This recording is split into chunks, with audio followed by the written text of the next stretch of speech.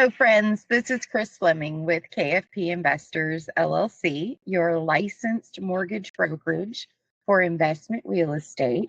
And I want to share with you a new marketing campaign that we are utilizing because it's such a tremendous reflection of our core values. And that is that every epic journey has a hero and a guide. And we want to be the key that unlocks your legacy. That's why our logo is a key. You are the hero. We want to support and guide you into your legacy. So please reach out to us. It's very important to us to help you succeed. As usual, our disclaimer before we get started, we are not attorneys, CPAs, or certified financial planners. We nor any of our companies give legal, tax, economic, or investment advice. We disclaim all liability for the action or inaction taken. You should always consult with your own counsel and other advisors as to legal, tax, economic, investment advice. My great pleasure to present to you again Mr. Marco Bario of Porch Swing Funding. This is part 3 of a 3-part series where Marco is generously teaching us about note investing. And Marco, I will hand it over to you. Thank you. It's good to be back, and I'm a little sad that hear you say the words. This will be our last one. Well, we can do as many as you want. Okay, I might need a break. Okay. But absolutely, I'm going to come back. And I love your slogan. I love your new marketing slogan. Epic journey has a hero and a guide. Did I get that right? Yeah. Every epic journey has a hero and a guide. That's absolutely true. Yeah, and we are the key to unlocking your legacy. That's great. Did you think of that? Sort of. I mean, it's not an original thought, obviously, but I am addicted to learning, and I'm constantly taking courses, even courses that I could teach, just because I often just pick up neat little new ideas. And so I've heard that what I actually heard was every journey has a hero, a villain, and a guide, and every person wants to be the hero in their own story. So that leaves us to either be the guide or the villain. We can't be the hero in somebody else's story. So I adapted that to fit our core values. So that's amazing. You say it's not original, but I've never heard any variation of it before. It's really good. Oh, good. Yeah. Yes. A dear friend of mine, Mr. Giovanni Cavallari, shared that marketing tip with me. Everyone wants to be the hero in their own story, and every story has a hero, a villain, and a guide. Giovanni must be a fellow Italian. He is. Yes. Yeah. And just as kind and charming. I fooled you. Well, today we're going to talk about making money with notes. Yeah, I love that. That's my favorite subject. Do you want to hear about that? I do. Okay. Well, I can share my screen if now's the time to do that. Let's do it. Okay, I'm going to share it. That's 3 weeks in a row. That right there is an achievement. I couldn't make money with PowerPoint skills. That I definitely couldn't.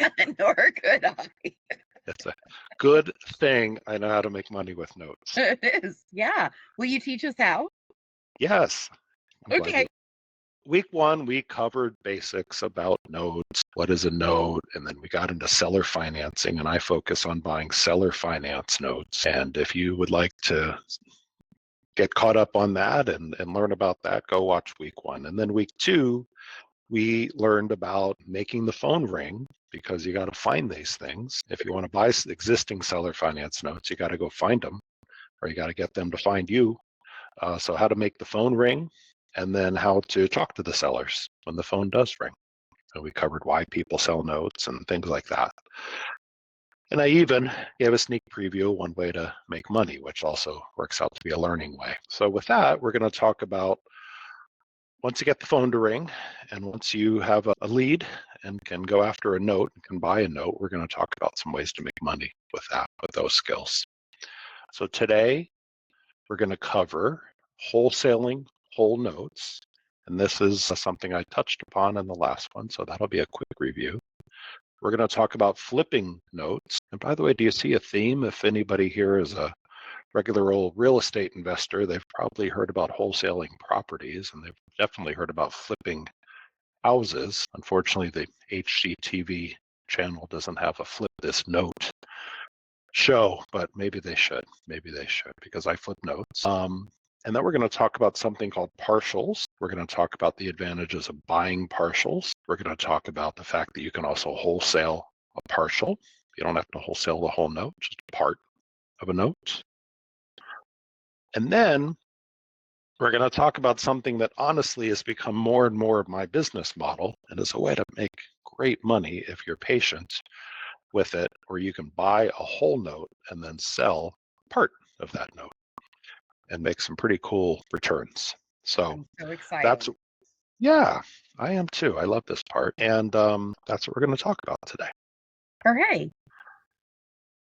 This slide is our first one. It was one of the last slides in last week's presentation. There were other slides around it talking about how to wholesale a deal. And I encourage you to go back, because it's a great way to learn how one buys a note, how one underwrites a note as well. So I just have this main slide because this is strategy number one. I still make money doing the wholesale deals today. And to review what I showed last week, there was a note. Somebody contacted me. They had a note. It had a balance of $93,003. That was the unpaid balance. If the payer had called and said, hey, how much do I owe you to pay this thing off? That's how much they would have owed. That was the principal balance. But when I got the note, I took it to, it wasn't one that I was in a position to buy or wanted to buy. I don't remember the situation. But I took this note and all the details about it to an investor. They said, great, this looks like a good note. We could pay $79,100 for that note. So they're getting this larger balance. They're buying it at a discount. And that does things like increase their yield and reduce their risk and so on and so forth. So I said, okay, terrific. So I called the seller back. Well, before I did that, I put this in my little worksheet, and I said, okay, I got someone who's going to pay $79,000. How about I offer the seller $75,250? So I'm not going to offer the full $79,100. I'm going to offer $75,250. And I did. And the seller accepted my offer, and I kept a little cash for my troubles. $3,850 went into deposited into the bank of Marco, and the bank of the bank who bought this note. They got to own the note when the transaction was over. So that deal was wholesaled. I had it under contract. I signed the contract to a buyer, and I made a fee. And I was in the middle of the transaction, so I'm learning the whole way through. It's great when you're starting out. And by the way, this is how I pay my bills and buy my groceries and things today. Amazing. So that's the wholesale deal. Yeah. Do you have any questions about that, Kristen, or anything we should cover there? I just want to echo to make sure that it's very abundantly clear, because I know some people see numbers and dollar signs on the screen and their eyes sort of glaze over. But in this case, the investor paid Marco $79,100 for this note that had a $93,433 balance, and Marco paid $75,250 for this note that had the $93,433 balance. So the investor got the note seller got the money, and Marco kept the difference of $3,850 for connecting the buyer and the seller. Yeah, it was even easier than that. The $79,100 didn't go directly to me. It went to a title company, and there was a closing for a title company, just like real estate. And the title company had instructions: send the seller $75,250, send Marco $38,50, send us all the signed documents, and record so that we have ownership of the note. Love it. So the title company does all that, and the buyer actually arranges that with the title company. Nice. Yeah. Thank you. It's a good way to make a buck. I never go to those houses. This property was in Idaho. In that example, I've never been to Idaho in my life. So you can do it from anywhere. Okay, our next deal, we're going to flip this note. I still think it should be a TV show. This is a property in Lincoln. This is a property in Lincoln, Montana.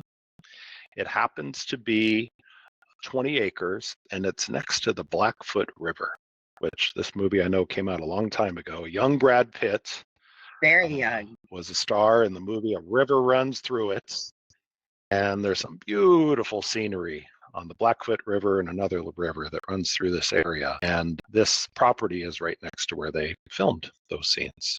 It's a beautiful area up in the mountains in Montana, 20 acres of land.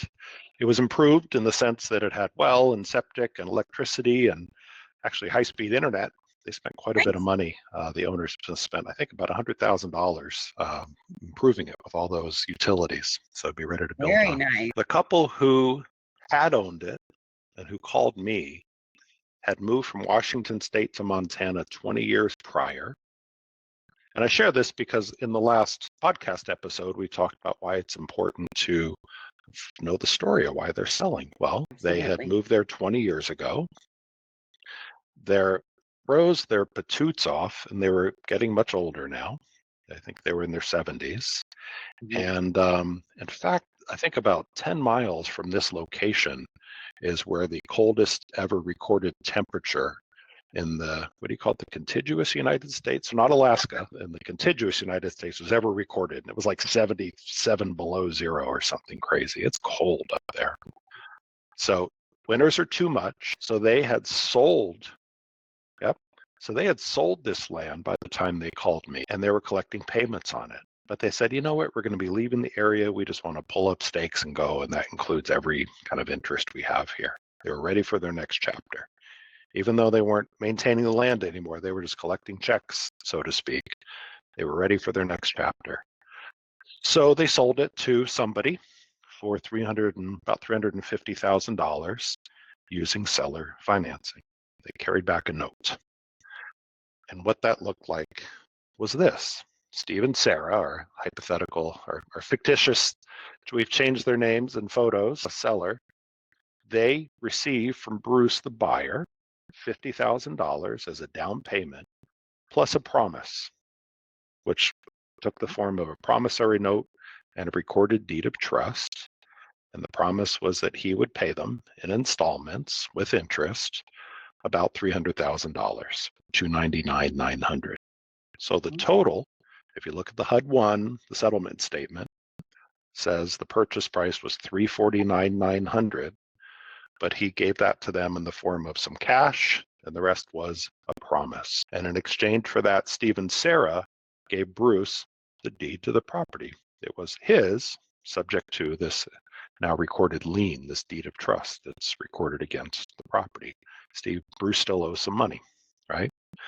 But he made the payments to Steve and Sarah. Okay. Got it. Now, after they closed, Steve and Sarah, they didn't own land anymore, but they owned a note and deed of trust. The terms were 6% interest, amortized for 30 years, but Bruce had to make payments just for 120 months, 10 years, and then there was going to be a balloon payment. Somebody said that 120 months to maturity, that means there's going to be a balloon due. 120 doesn't equal 360. And he was making payments by the time they called me. It was $17.98 a month. And he would have owed, or he still owes, $250,974. Or that was, if you work it out based on the note, he'd paid a little extra too by the time they called me. So here's the note. They're happy, they're collecting payments, but they'd rather just have cash. So they call Steve and Sarah, finds this funny looking guy who likes to buy seller finance notes. And they say, you know what? We're still owed $287, $285. And that worked out to 99 payments plus the balloon. And I said, that sounds good. I could pay you $186,905 for that note. So about $100,000 less than what they're owed. Why would they accept that?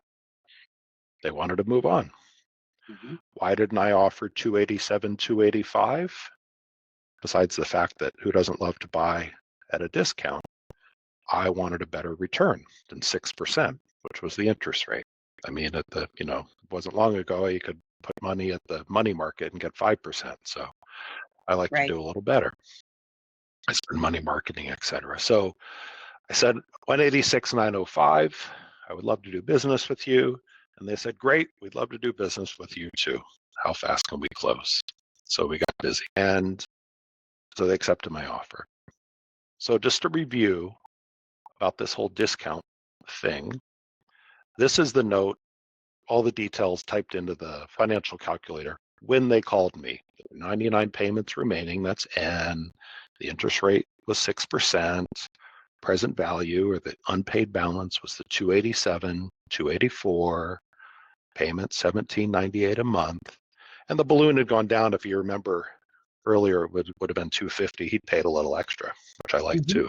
And so now the balloon still would have still 241, 106.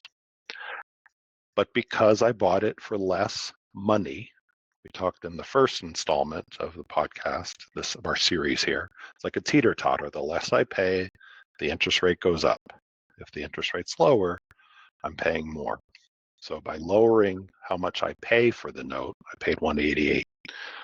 Then my yield net, and I factored in some expenses here, my net yield worked out to about 13.29%. That's better than 5% in a money market. It's a lot Yes. better. It's a good way. It's a good way to earn a living, but I wasn't done yet. So we closed this deal. They got their money sent from me, and I got the signed documents and the assignment and everything I need to show that I now own the note. And this payer, I boarded it with my servicer, and this payer now was making monthly payments to me. So this is my flip.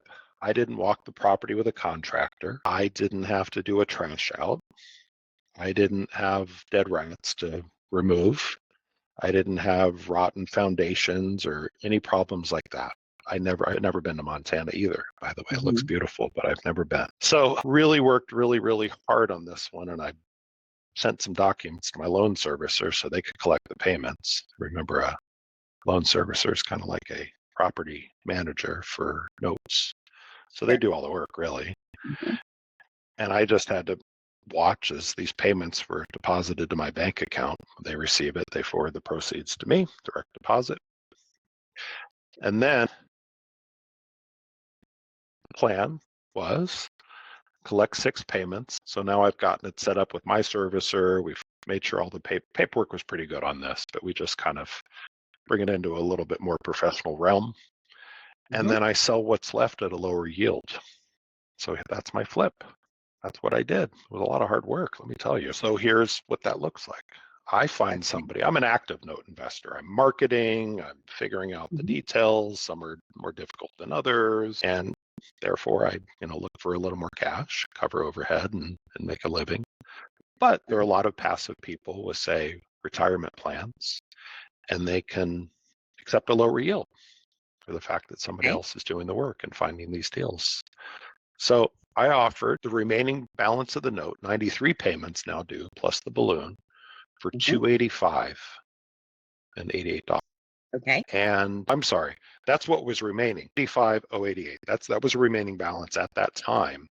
Gotcha. And then the price that I was looking for, still selling at a discount, the price I'm looking for, 227,578. What does that do? I bought it.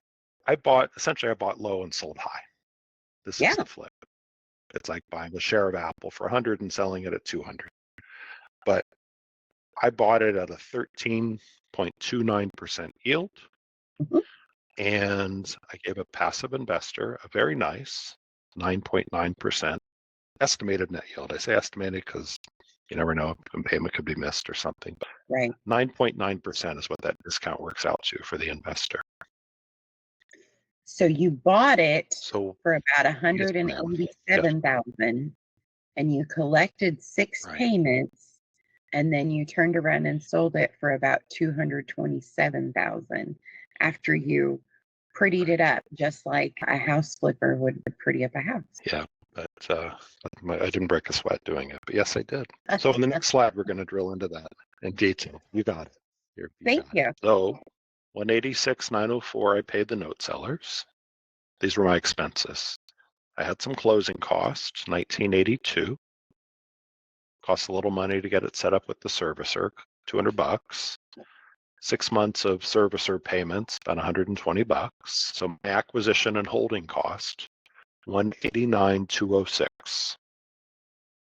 That's how much money I had out of pocket. Okay.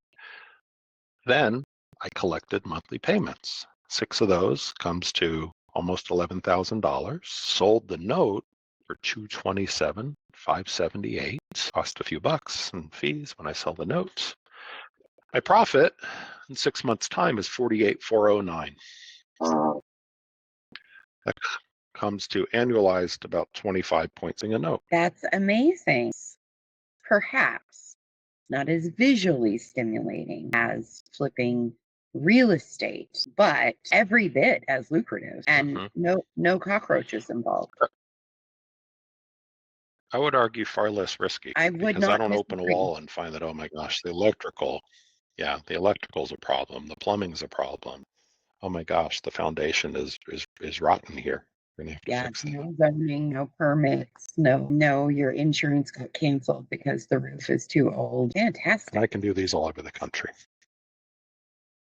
Yeah. So that's flipping a note. I was very proud of this deal. Yeah. Of this deal.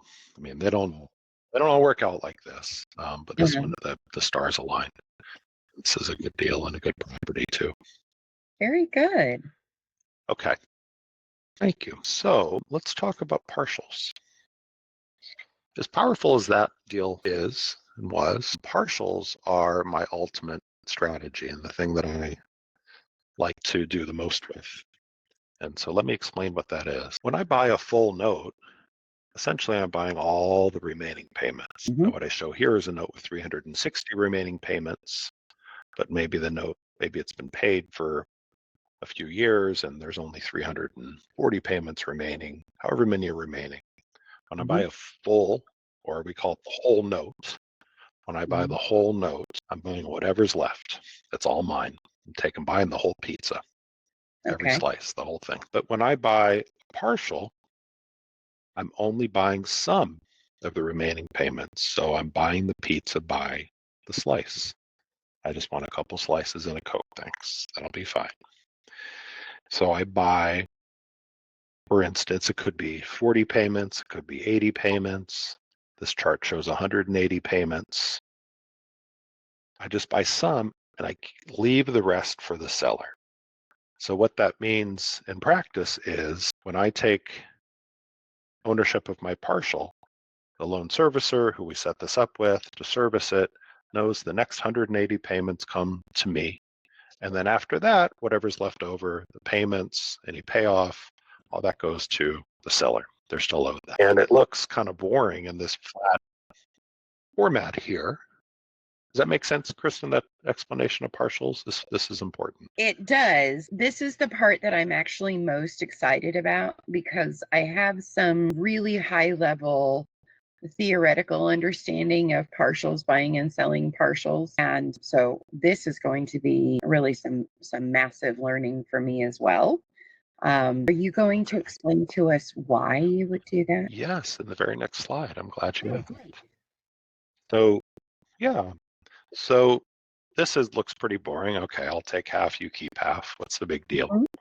The big deal is there's this thing called amortization, and it is absolutely one of the wonders of the world that they forgot to put on the list. And here's an example of a $200,000, 5% interest, 360 months, and the payment is $1,073 a month.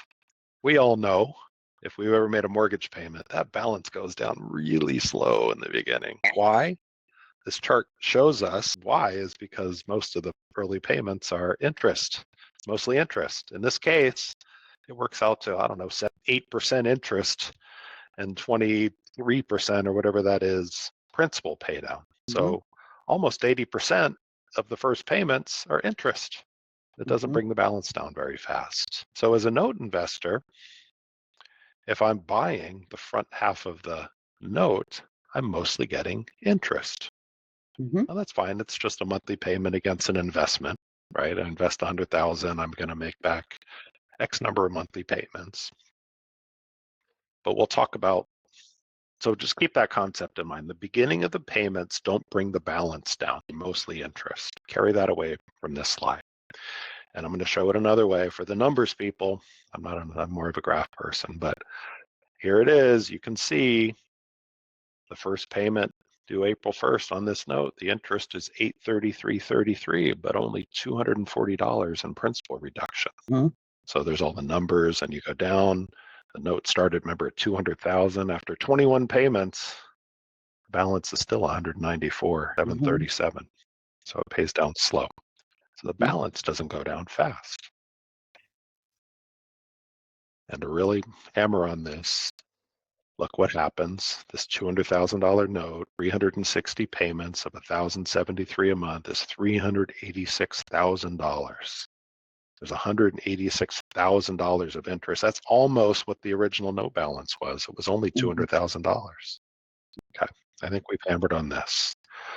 So let's get into where this plane really takes off the runway. Okay.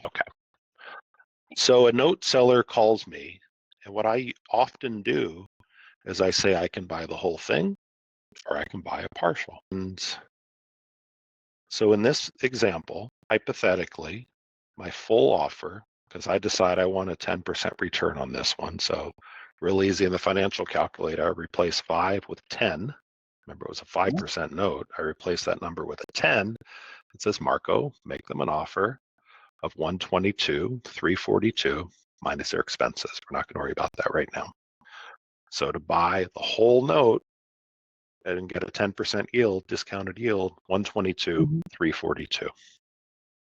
Or people hate discounts. Kristen, would you want to lose about, in your mind, lose? You got money now, but we can play without it for a little bit, but we won't. Would you want to lose almost $80,000 because I'm buying it at a discount? I could see that a lot of folks would want to fight you on it. They would say, They don't like it. Uninteresting. Why do you get that? Yeah, you're going to get all those payments, right? But I have to wait for them. Anyway, they don't like it so much. Okay, well, what if I just bought half of the note and I paid you basically half of the balance?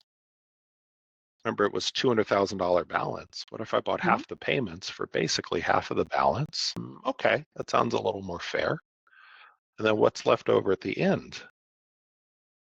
Well, there would still be owed after starting with payment 181. The balance is still going to be $135,000. Why? Because most of what I was collecting, those 180 payments of $1,073 a month, most of those were interest and they weren't paying down the principal. So only people who understand the financial calculator and amortization get this. It's not hiding anything. It's actually a pretty good deal for the note seller. So when I offer to buy a partial and I can say, I'm going to pay you about 100 grand now, and when I'm done collecting my payments, and again, I could have bought 60 or 90 or whatever the numbers are. This is just an example. In this example, they'd still be owed $135,000. So I can say, remember, your balance started at 200. You're going to get 100,000 now and still be owed 135. That's $235,000. There really wasn't a discount. I see. Absolutely. So it's a more powerful way to make offers, to buy notes. We call it hiding the discount. So we're just talking about buying partials now. So if they take my offer to buy the partial over the next 180 months, I will receive, I paid about 100,000, I'd receive about $193,000 total payments. It's 135,000 of that comes from principal reduction. The rest was the interest portion. I don't really care about that split. In my case, I just want to know how many payments, and how much. But that interest does really, really, really tip the scale, and that's because this loan is amortized, which most are in the seller finance world. So note buyers like partials because we can hide the discount. You can get $235 for your $200,000 note. I also, by the way, have less skin in the game. Instead of owning the whole note and risking default and the property isn't worth what I thought it was worth and things like that, I only own half of the balance, and I'm in line to get paid first because those are my payments in the beginning now. So it's like having a first on a first. If I have a partial on a first position loan, I'm in first position on that loan. So it's like a first on a first. If I'm a little iffy on the note, I do this too. Sometimes I don't give them a full offer. I say I would be comfortable buying a partial. Maybe it's new. Maybe the payer's credit is low. Maybe the property is a little iffy. Maybe something about it. I'm not sure. I think I'm going to take this for a test drive. I bet I just take a bite right now instead of bite the whole apple. So I can test drive the note. And ultimately, if I'm buying a lot of smaller partials, I can spread my risk across a lot of assets. And similarly, I don't have to put all the cash out. I can say, well, I can buy some now, and if it looks good, then in a year or so, we can talk about me buying the rest. So I can get some now and some later. I'm so fascinated, and I have so many questions, but I'm gonna hold off on my questions and ask them later because I don't want to jump ahead of your slides. This is a good time to ask about partials because this was the end of the this part of the partials. I'm going to do a little bit more with partials, but ask away. So what happens in the event of default?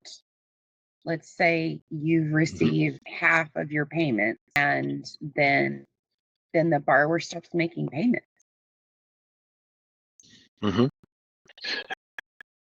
It depends who's buying. There's a in real estate, there's this thing, the purchase and sale agreement. It's who's responsible for what and who contributes what and how the closing and everything's spelled out. We do a purchase and sale agreement when we buy and sell notes, and there's a special one for partials. And what's different, if you look at one of those, is it talks about things like default. In the event of a default, what my agreements essentially say is that I'll have the ability to manage the foreclosure process, or if the remainder interest holder chooses to, they could buy me out. Let's say I'm still owed $1,000. They could just pay me $50,000 to go away, and they could manage the foreclosure process or the workout with the payer. It gives them that power. Usually, if I'm buying, I have more experience than the mom and pop sellers who I deal with on these partials, and I have a financial interest in this thing being successful. So it's usually in their advantage to just let me run with it. By the way, it's never happened to me, but I've never exercised these clauses, but they're in there. But they do have, they're in the driver's seat. They can say, you know what, thank you very much. Here's your $50,000. We'll take it from here. And they could potentially capture any upside if they end up with the property, things like that. But that's what happens. And beyond that, I went back to the slide of the amortization schedule. I don't have it in here, but there's a special amortization schedule that we include with the partial purchase and sale agreement. Essentially, well, there's two. There's this we call Schedule A. This is the amortization schedule for the note. If at any time, say after payment number 20, right near the bottom of the page, the payer says, I'm going to pay this thing off. Because your question applies for an early payoff too. Well, if they want to pay it off, how much do I owe? Well, you owe $194,998. You just send the money here, please. Great, I'll do that. What am I still owed? Maybe I'm still owed $75,000. So I get $75,000 of that. That's Schedule B. There's another amortization schedule that we add. That's Marco bought $100,000 of the balance. Bing, bing, bing, bing, bing, bing, bing. Okay, now he's still owed 75. So that's Schedule B. So what does the remainder holder or the original note owner receive? A minus B. A minus B. So if the payoff was 194 and Marco got 75, they get what's left over. That's their payoff. So when you buy a partial, do you always buy the earlier payments? Are there times when you would buy later payments? Is there any strategy around that? The truth is, and this isn't a class on partials, so we didn't go there, but you could buy the front, the middle, the end. You could buy a percentage of every payment. You could buy every other payment. You could really get as creative and build to fit as you want with a partial. Well, there we go. There's our It's next most common. There's our next class. Yeah. It's most common. It's most common to buy the early payments, and the seller is going to get more money for those early payments because the money now is worth more than money later. So if I said I can buy sometimes there's a balloon payment, and I say I can buy the balloon, but since I have to wait for that to balloon, my discount's going to be higher because I have to factor in basically the dollar today is worth more than it's going to be in 10 years or whenever that balloon payment is made. Wow, interesting. Okay. All right. Okay. Well, are you clear on the whole partial concept? That was a really common question and a good one you just asked about default and early payoff goes with that. Okay. Makes sense. And then the other one that people ask is, well, how do I know that the loan payments are coming in while you're supposed to be collecting them, and how do I know that I'm going to get the note back when that time comes? That's because we board it with a licensed loan servicer. So they're a neutral third party. They're licensed in the state where the property is to do these kinds of things, and they basically they're running the show at that point. And at any point, that seller can log in and say, "Oh, it looks like all the last payments have been made," and they would be notified if things went awry as well. How interesting. Okay. You can also, we covered wholesaling. We covered partials. We can put those together in wholesale partials. I do this too.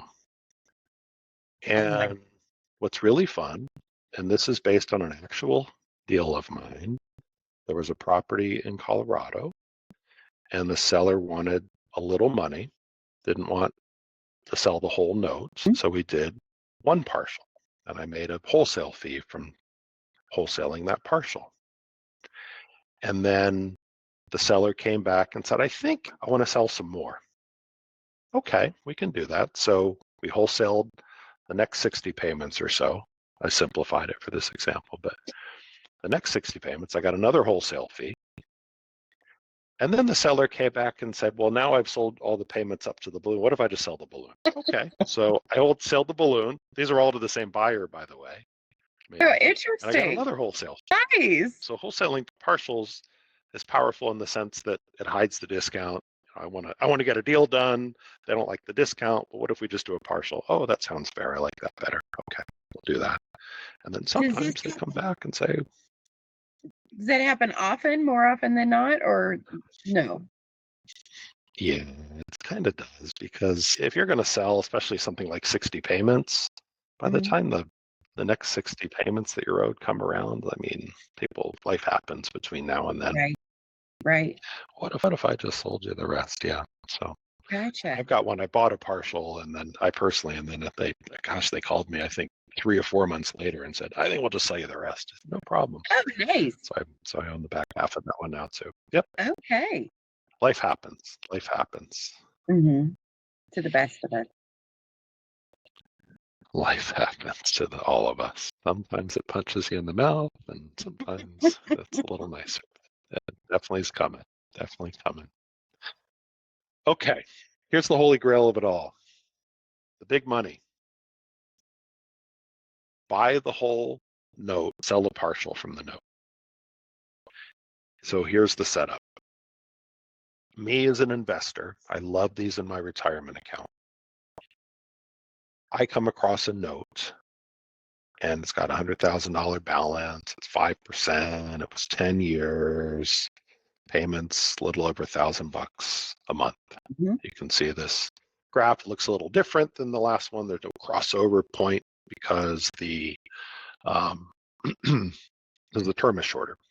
The term is shorter, but still, the interest is still somewhat significant in the beginning. So there's still some opportunity to have some fun with partials here.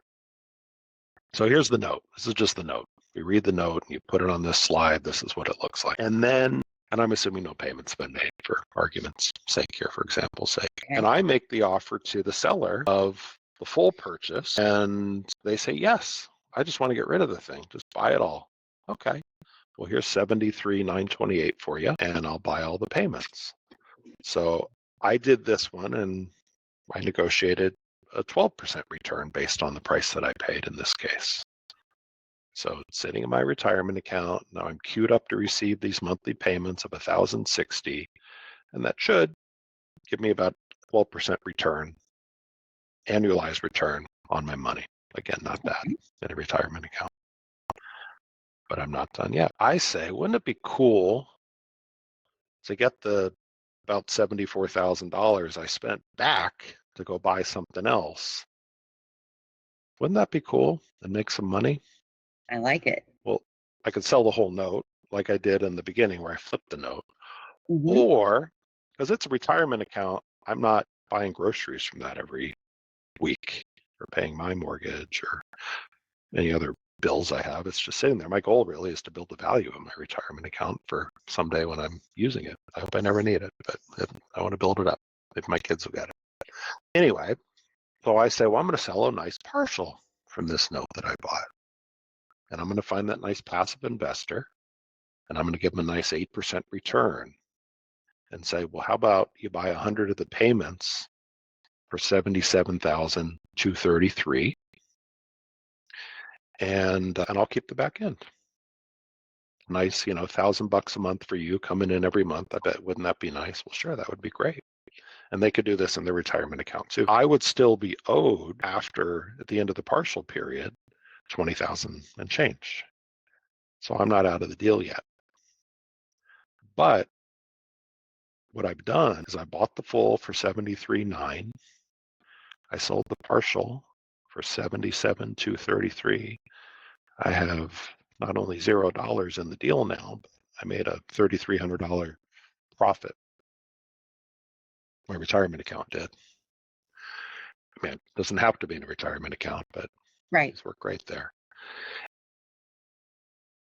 But I'm still owed, my retirement account is still owed 20 grand. So I've just increased the value of my retirement account, and I can go do another one of these deals. I can turn around and go do another one of these deals and keep doing this over and over and over again, keep recycling the same cash, basically.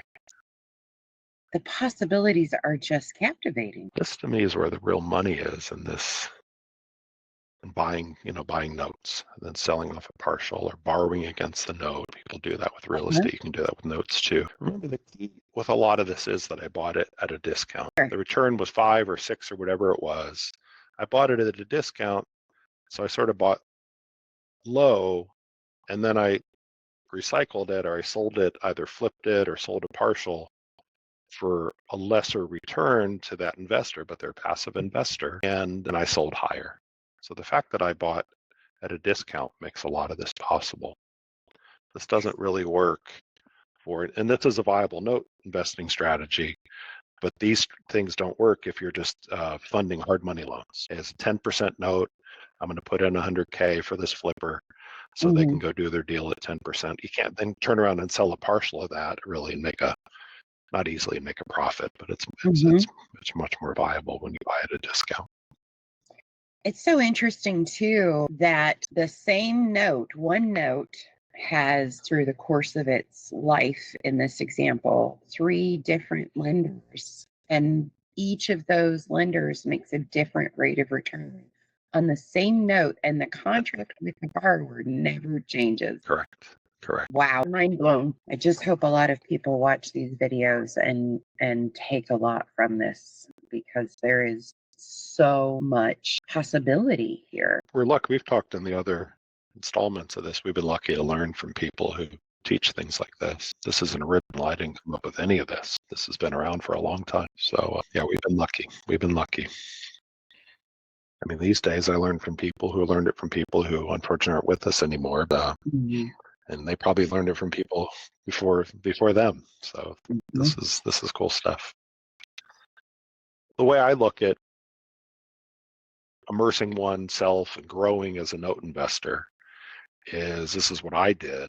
I learned by wholesaling deals. I'd go find a deal. I'd learn how to make the phone ring and talk to sellers or network or whatever, post on Facebook or whatever your method is to find them. And then I'd bring those to more experienced buyers and I'd wholesale that deal, and I'd stay in the middle, still do. And dealing with a affidavit of heirship on a deal right now. That's new for me. It was brand new process and document for me. I'm really not that up on. I do buy a fair number of notes that were inherited, but in this case there was no probate, and it's just an extra document the title company needs. But there's always something new. There's always something new. So anyway, that's because I'm in the middle of a wholesale deal that I got that exposure. So wholesaling is absolutely the place to learn while you earn. You can make a few bucks by working with more experienced buyers and stay in the middle of the deal and ask questions along the way. I highly recommend that. And then when I had enough confidence to buy my own notes, I did. Held some. I don't really talk. There's buy and hold, of course. Also, like real estate, real estate have rentals. You can buy and hold them and just until they pay off. Right. Pay to zero. Or you can flip it. And as I got more confident, I felt that I could go buy notes and then eventually flip them. I can buy whole and sell whole, but to buy low, sell high. And then I got a little more confidence and I could buy a partial, or I could buy the whole note and sell the partial, like that example I just showed you. And we haven't talked about this, but understanding what makes a good note, of course, allows you to create good notes. And real estate investors, let's call them retiring landlords. Some people call them frustrated landlords or tired landlords. Sometimes they love mailbox, they love money every month, but boy, it's a pain when this breaks and that breaks and there's a turnover. And what if you just sell the dang thing and create a note from it? I'll sell it to somebody and they can deal with the headaches, and I'll give them a note. They can just pay me cash every month. How about that? Sometimes they make more money in the end because they're not paying for expenses all the time. But there are lots of ways, or to acquire properties and do a light rehab and create notes on them. Whatever the strategy is, there are strategies to create your own paper by selling property and creating notes. And we're not going into that, but ultimately understanding what makes a good note leads to that. I got paid today on a note that I recently created. Man, that is just so much fun, waking up to money in my account. Right. I'm embarrassed to say I finally went through a process of sort of reconsolidating I had notes in a couple different indexed, if you will, on a couple different spreadsheets and put them together. And there was one I forgot about. I forgot about a note. I was collecting payments on it. Like, oh, right, there's this one too. I don't know, hundreds. I don't know. It's weird. It starts coming in. Anyway, we keep better track of them now. So with that,